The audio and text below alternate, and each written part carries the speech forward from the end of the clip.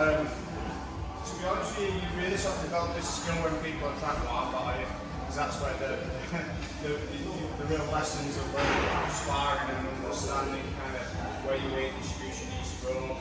Not overcommit your weight into one direction when it can go underneath. So we've stopped them from extending the hips, which is great, which prevents them from breaking their arms. So Jay puts across, gets into this position. Again, for him to finish the armbar, he extends his hips up, boom, that's where he gets his tap, so I want the opposite to happen. So I'm bringing the knees towards his nose, putting his foot underneath, keeping him in a stacked position. The next thing I need to worry about, I'm just going to ease off a little bit, it's going to be, okay, but like in live, if we're going live, I'm putting loads of weight on top of him here. Just so I want Jason to breathe, I'm just going to go back a little bit. Okay, so I'm keeping my weight down.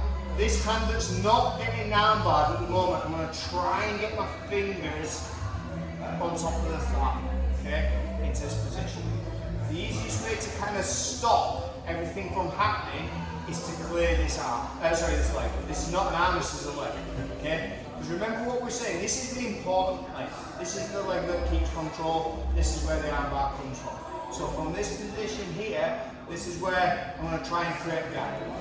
So, all I'm going to do, I'm defending keeping this arm bent so he can't break my arm. So I'm not straightening this arm because I've still got the same problem. But all the time this is staying bent. Hand comes on the inside, I'm going to separate the legs. So I'm going to tilt my head in, separate the legs. Okay, so what could I do in this position to get me in a good position where I can start working? It's part of the first part of our defence. Get rid of posture, potentially, or something else before posture. Isolation, so yeah, I can back that arm out. There's another thing before we a posture back, isolation's taken away and posture's come back. It is angle. I can come back in, okay? So we've always, and then we can then start looking through isolation and then back into posture. Okay? No one ever does that though. Everyone wants to do something different.